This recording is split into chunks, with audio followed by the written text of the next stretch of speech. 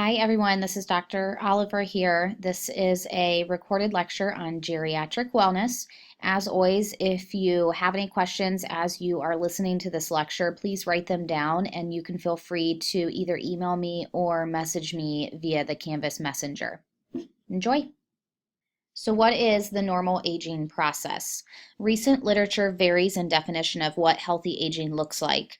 Perspective of individual is biggest indicator, and that does change over time as we age. Healthy aging should encompass the physical, functional, psychological, and social being or well-being of the person. Culture plays into perspective on aging as well. The term healthy aging often conjures an ideal state of growing old, free of illness or medical conditions, yet actually implies the opposite. So, what is your definition of healthy aging or normal aging process? The World Health Organization coined the term active aging and defined it as the process of optimizing opportunities for health, participation, and security in order to enhance quality of life as people age. Disease and disability are not inevitable outcomes of aging, although many tend to think so. Aging is influenced by environmental, behavioral, social, or genetic factors.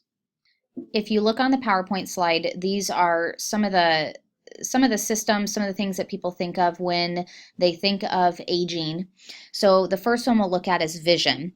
By around age 40, presbyopia occurs when the lens becomes stiff and won't adjust to refocus from distance to near vision, causing some to need reading glasses. Although common, cataracts are not a normal part of aging but are from long-term exposure to sunlight. Worsening peripheral vision than central vision could be indicative of glaucoma.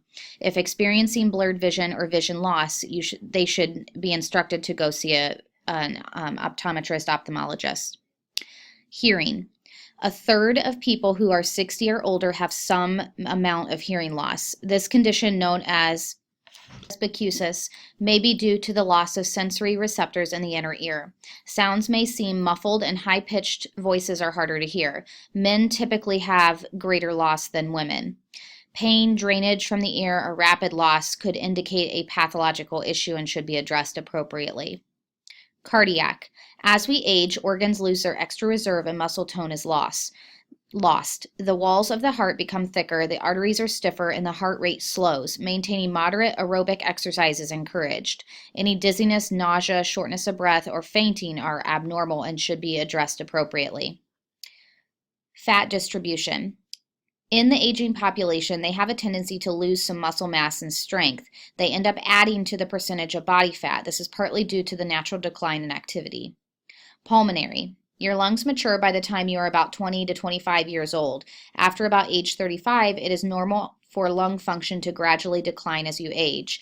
This is something that you can educate your patients on and encourage some sort of aerobic activity, whether it just be walking or lightly jogging or riding the elliptical. A lot of people like that too. Elimination. After about age 30 to 40, about 2/3 of people undergo a gradual decline in the rate at which their kidneys filter blood. However, the rate does not change in the remaining third of people, which suggests that factors other than age may affect kidney function. Muscle loss can also affect the bladder, leading to some increased urinary frequency and incontinence. Mobility. Muscle tone is lost and bones become weaker, leading to a stooped gait in some. This makes some more prone to falls and something to be noted. Cognition. Some cognitive abilities, such as vocabulary, are resilient to brain aging. Other abilities, such as conceptual reasoning, memory, and processing speed, decline gradually over time. Some of the leading causes of death in persons aged 65 and older are listed on this page. It is important to discuss risk factors for each of these conditions and educate patients appropriately. When looking at the list included on this slide, it is important to note that some causes of death can be changed. For example, the tobacco use. It is important to do a tobacco screening at each geriatric wellness visit and educate appropriately when needed. This slide is a problem across geriatric care that is a big pet peeve of mine because I know many of you have seen patients that come in and they are just on a million medications. And we, as primary care providers, it's our responsibility to make sure that we're screening all the medications that our elderly population are on and appropriately remove them when needed, because a lot of the times the medications that they'll be on will interact and that may be causing whatever they're coming in to see you for. So polypharmacy is the simultaneous use of multiple drugs to treat one or more conditions. Polypharmacy is an area of concern for elderly because of several reasons. Elderly people are at a greater risk for adverse drug reactions because of the metabolic changes and reduced drug clearance associated with aging. This risk is furthermore exacerbated by increasing the number of drugs used. Potential drug-to-drug interactions is further increased by use of multiple drugs. Polypharmacy may sometimes lead to prescribing cascades. Prescribing cascade is said when signs and symptoms of an adverse drug reaction is misinterpreted as a disease and a new treatment or drug therapy is further added to the earlier prescribed treatment to treat a condition. Over-the-counter medications also need to be accounted for when taking a medication history, as they can also cause adverse drug reactions as well. Next slide shows some common medications that tend to cause some unwanted side effects in older adults. So many medications can cause adverse drug reactions, and these, like I said, are the top 10, or I'm sorry, in the top list of offenders. The Beers list is something that if you haven't heard of already, you will hear a lot about once you start your own practice. So the Beers criteria, updated this year by the American Geriatric Society, is designed to reduce older adults' drug-related problems, including but not limited to exposure to potentially inappropriate medications, drug disease interactions, and medications that warrant extra caution in the older adult population. So Beers criteria includes 5 main categories. 1, potentially inappropriate medications in older adults. 2, potentially inappropriate medications to avoid in older adults with certain medications. 3, medications to be used with considerable caution in older adults. 4, medication combinations that may lead to harmful interactions. And 5, a list of medications that should be avoided or dosed differently for those with poor renal function. The Beers criteria should be used as a guide rather than a strict prescribing policy. Spinning off from the Beers criteria slide, just some considerations for when you are prescribing medications for the geriatric population. You want to avoid drugs that are highly bound to albumin, and then you want to avoid drugs that are metabolized by the cytochrome 450 system or the liver. Choose drugs that have restricted metabolic pathways in order to avoid affecting the blood levels of other medications. So Bactrim will raise the INR in a patient with Coumadin. And then fluoroquinolones like Levaquin, azithromycin, they can also raise the systemic drug level of amiodarone. And a lot of these medications are medications that the older population are on. So we do just need to be mindful, rather than just adding something to their medication list, we do need to be mindful of what they're on and really take the time to review and discuss this with them so that adjustments can be made if needed. So certain drug-to-drug combinations can be harmful to an older adult. The Beers criteria gives a nice list of these interactions and is included in the module, so make sure you go and check that out. So when you're prescribing for the geriatric population, this is just a nice couple little rules to follow. You want to review the full medication profile. You want to use the brown bag approach, and we'll go over that in a minute. Start low and go slow approach. So start at the lowest dose possible and then titrate slowly upward. You may find once a person is on a certain medication for a while, you can actually stay there and they'll do just fine. So discontinue medication as soon as possible and consider a drug holiday for some patients. And then choose medications that can treat more than one symptom whenever possible. Be creative. Me coming from a palliative care background, a lot of the times the medications that we would choose would actually treat multiple issues. So if you can do that with a medication, that is great, because then they're on one less medication for that. So the brown bag approach, you want to have the patient bring all of their medications to the visit in a bag. And I know that probably sounds very time consuming, and if you're lucky enough to have an MA, that's something that they can also help you with to go through. But sometimes, especially if you're only seeing them once every year, this is something really important to do, because a lot of the times they're seeing a lot of other physicians, whether they be specialists or just other, quick cares, ER visits, things like that. It's important to make sure that you know exactly what they're on. The double symptom prescribing. This is prescribing medications that treat more than one symptom, like what we were saying, be creative. So calcium channel blockers for patients with both hypertension and angina, and then angiotensin converting enzyme inhibitors can be used to treat both those with hypertension and congestive heart failure. The initial geriatric visit is very similar to a new patient visit in that you will complete a thorough head-to-toe assessment and H&P note. Typically, older adults will come in when they turn 65 and can use their Medicare benefit. However, you may already be seeing these patients before that for various conditions. So typically, these should be done yearly for each older adult. However, usually this population you're seeing already more often than that. An older adult can seek examination as the introductory visit only within the first 12 months after the individual becomes covered by Medicare Part B. And then again, the purpose is to develop, update a personalized prevention plan of care as well as to help prevent disease or disability. So a health risk assessment should also be completed at each of these visits. This is one of those slides that you could print out and keep with you in your pocket whenever you are seeing an elderly patient.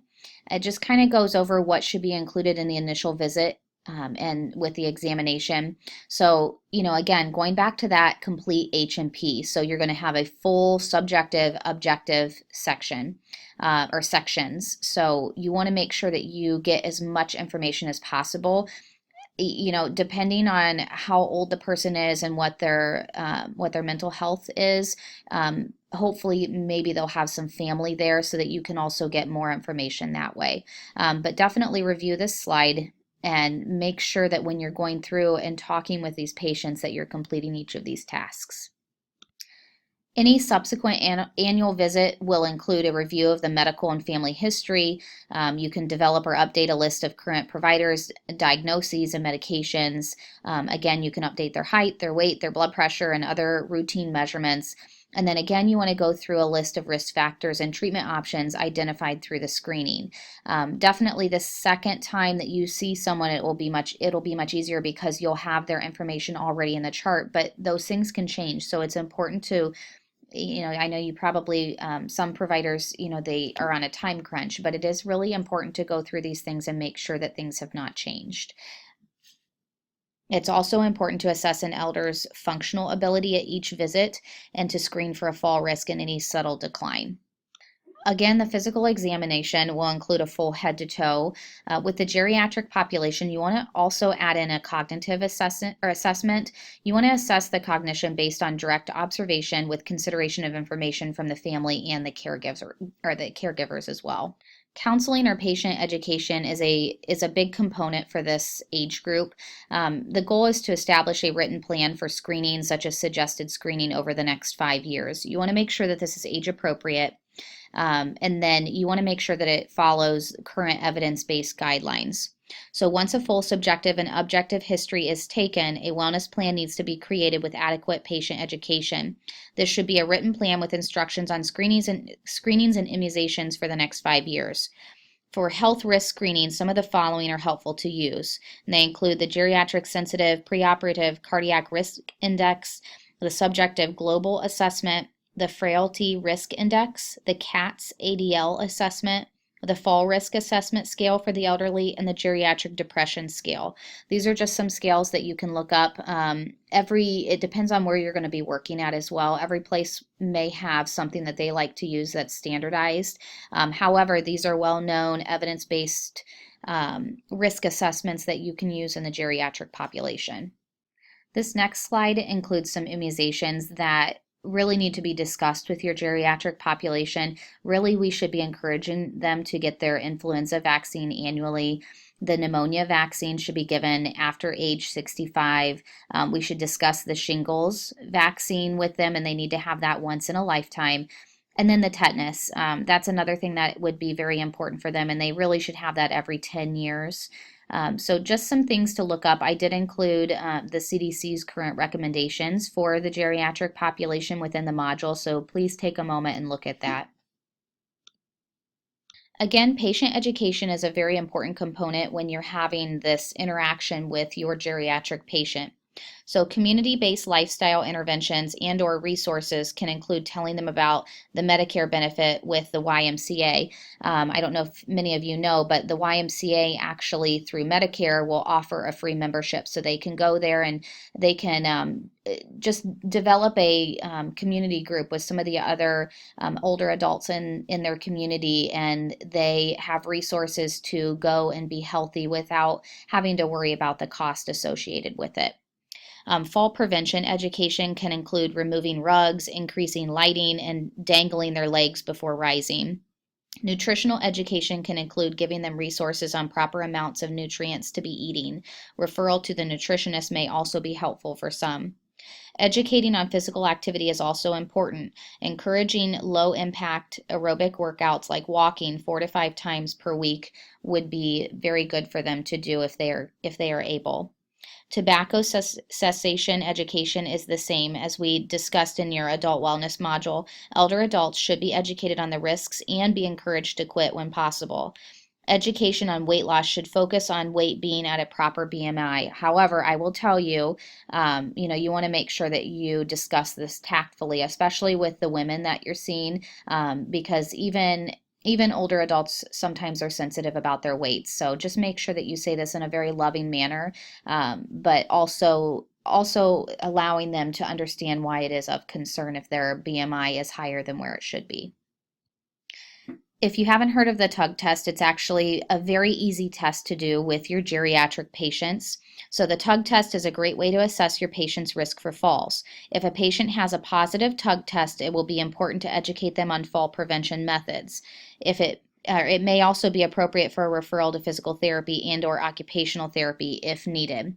So if one or more falls within the past year, you want to assess mobility with the TUG test. So how you can do this is you instruct the patient, when I say go, I want you to 1, stand up from the chair, 2, walk 10 steps forward, and then 3, then walk back to the chair and sit down. A pass of the test includes they can perform the test less than 12 seconds. They did not need to use their hands to get up. No assistive device was needed. They did not wobble or seem unbalanced, and then they did walk in a straight line. A fail of the test indicates a higher risk of falls. A lot of elder adults define whether they have a quality of life by the ADLs they can complete. So ADLs to assess during a wellness visit include walking, feeding, dressing and grooming, toileting, bathing, transferring, managing finances, managing transportation, shopping and meal preparation, house cleaning and home maintenance, managing communication, and managing medications. It should be noted when an older adult cannot complete ADLs, one topic of concern is safety. So remember to utilize your community resources if needed, involve the family if they're available, and just remember that this may be a difficult conversation for some patients, because it's disheartening when they see that slowly over time they may not be able to complete some of these ADLs. This is something that's near and dear to my heart because I'm a very on-the-go person.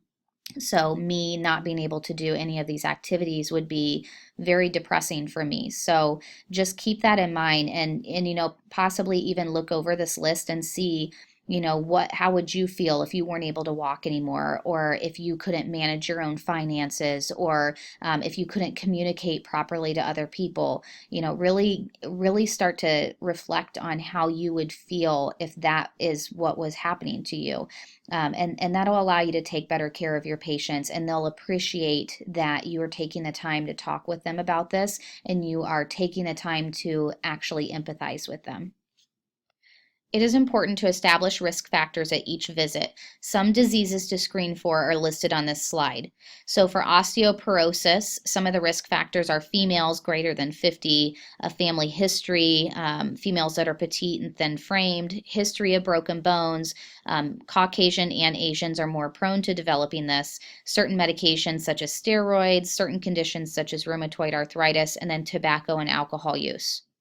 Risk factors for colon cancer include family history, African American descent, diets high in red or processed meats, inactivity, tobacco and alcohol use, age greater than 45, history of colon polyps, obesity, history of irritable bowel disease, and then type 2 diabetes. For cervical cancer, risk factors include history of HPV, history of herpes, tobacco and alcohol use, oral contraceptive use greater than 5 years, exposure to DES, multiple sexual partners, having given birth greater than 3 times, and then age greater than 40. For prostate cancer, they include age greater than 50, African American, geographic location of North America, family history, inherited BRCA1, BRCA2 genes, diet high in calcium and red meat, obesity, tobacco and alcohol use, history of STDs, and then history of vasectomy. For breast cancer, risk factors include obesity, diet high in saturated fat, processed meats, sedentary lifestyle, tobacco and alcohol use, exposure to estrogen, age greater than 60, family history, and Caucasian. Now you'll notice all of these included alcohol and tobacco use, and I would just just caution you when you're talking to patients. A lot of them may ask about alcohol use just because I'm sure a lot of people socially drink. It's in high amounts. So tobacco, of course, you definitely want to encourage cessation. For alcohol, you want to educate them on the proper amounts as far as what they can have in a day. These next few slides are different screenings that have what current evidence-based practice recommends. So this is for bone density, the osteoporosis screening. So it's recommended that it's once for women age 65 years or older and without any previous known fractures or secondary causes of osteoporosis. There's no current recommendation for men without previous known osteoporosis, and yes, men can get it too. And then they may need a bone density test on a regular basis if history of osteoporosis and or on medications that increase the risk of osteoporosis, such as steroids. Colon cancer, and this tends to be a big one, so this is one that I would definitely focus on to know. So adults beginning at age 50 years and continuing until age 75 years, it's recommended that screening for colorectal cancer using a fecal occult blood testing and then a C-scope in adults beginning at age 50 years and continuing to age 75 years.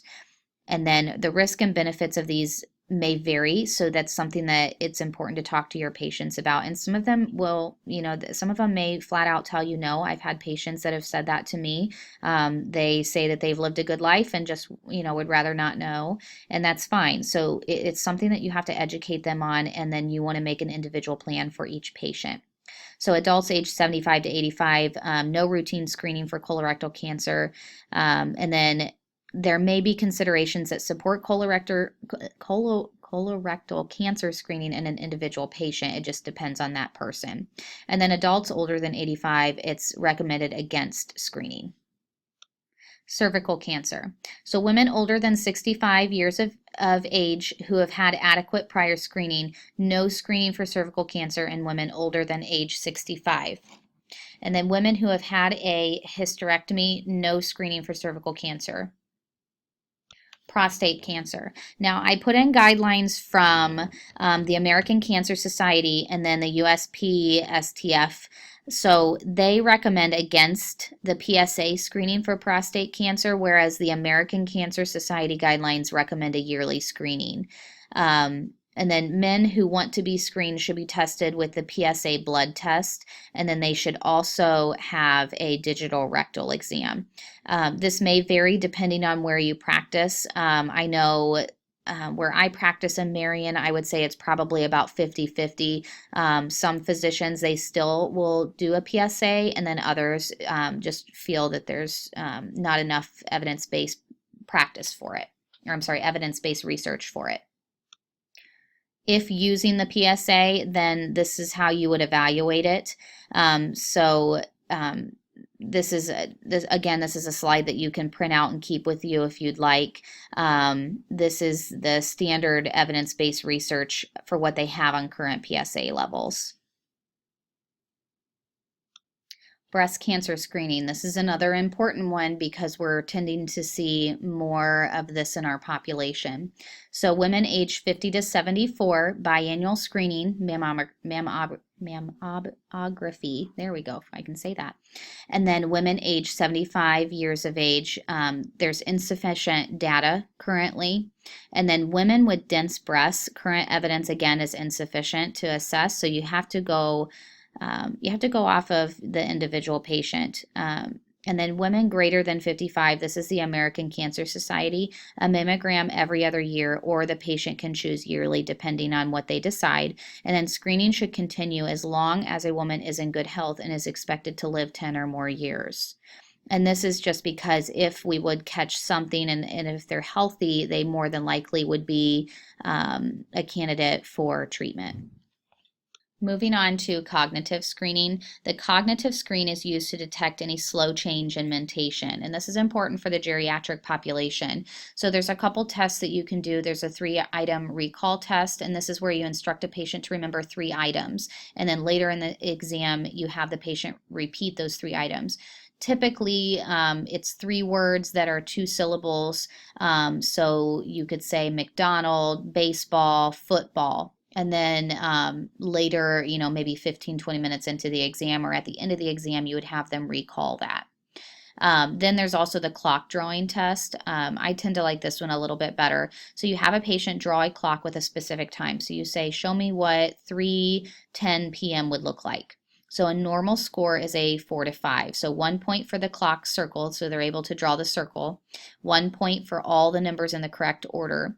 And then 1 point for numbers in the proper special order. So you want all of those to be in the right location. And then 1 point for 2 hands on the clock, and then 1 point for the correct time. The depression screening is another really important part of the geriatric wellness visit. A lot of people, as they get older, kind of going back to our discussion about the ADLs, they get depressed because all of a sudden, or gradually over time, they're not able to do the things that they like doing. And for people that are on the go type people like myself, it can be very depressing. And so you want to begin with asking the following questions. Have you been sad, depressed, crying, or hopeless in the past 2 weeks? Or have you lost interest or pleasure in doing things lately? When you're talking to the family, one thing that I always ask is, do you feel like your family member is happy? Or do you feel like your family member is able to participate or wanting to participate in family activities? And then if yes to either of these questions, it warrants further screening. So depression is not a normal part of aging.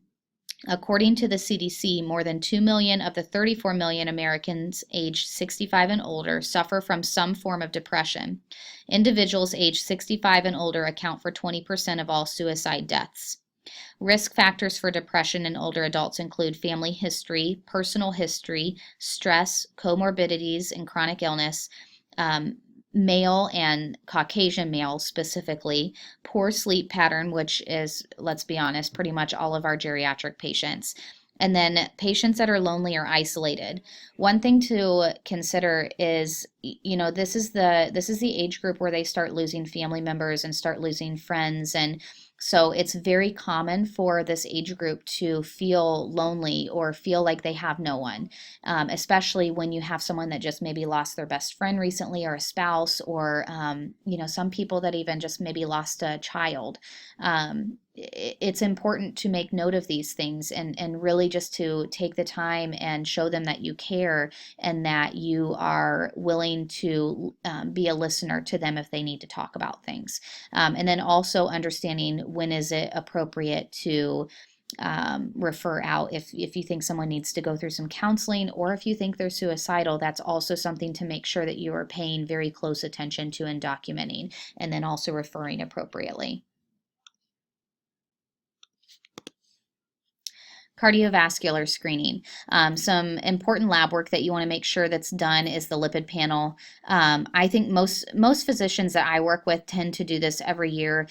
This is something that's really important to make sure what their insurance is okay paying for, because depending on what they have as far as supplemental insurance, sometimes you can only do this every 5 years.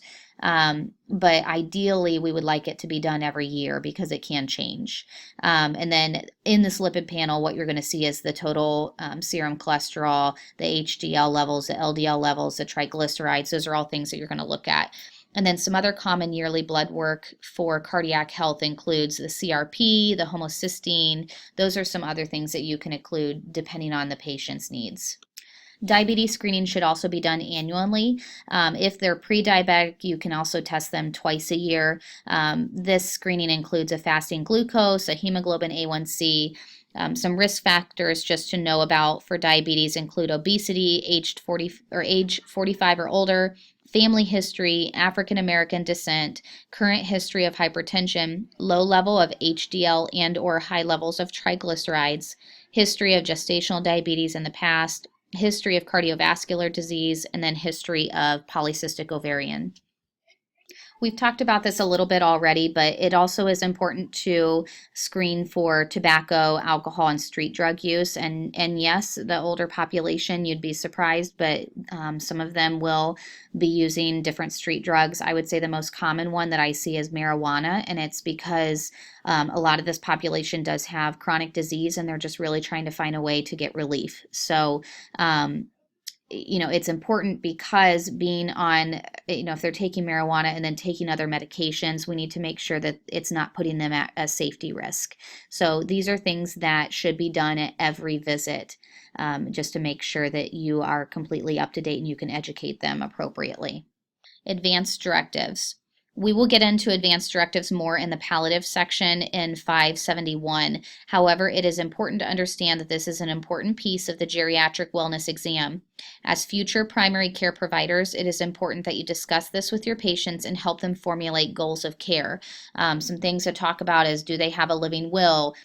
Do they have a do not resuscitate order? Do they have a healthcare power of attorney? These are things that are very beneficial to get completed while they are in a healthy state, so that when, if something happens where they cannot make decisions anymore, it's left up to the family. And it tends to be a taboo subject. So a lot of patients, especially older patients, do not like to talk about this with their family members. So just be understanding of their feelings, but also, in a loving way, you can give them some education on this, and also show them that it, in the long run, if they have these completed, or if they're able to talk to their family members about them or about this, then it'll be more comfortable if their family does have to make some decisions for them.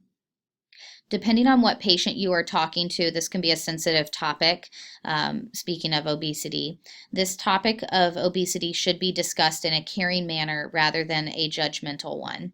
And so you want to assess their nutritional status, their BMI, assess their activity level, and then provide patient education appropriately where needed. Another screening that can be completed is for the aortic abdominal aneurysm, and these are just some of the current recommendations there that you can see. Some risk factors for this, for a AAA, include age 65 or older, males, specifically Caucasian males, family history, tobacco use, history of any other aneurysm, such as like a brain aneurysm, history of previous trauma, and then history of hypertension. So these can be addressed appropriately from patient, depending on who the patient is that you're seeing.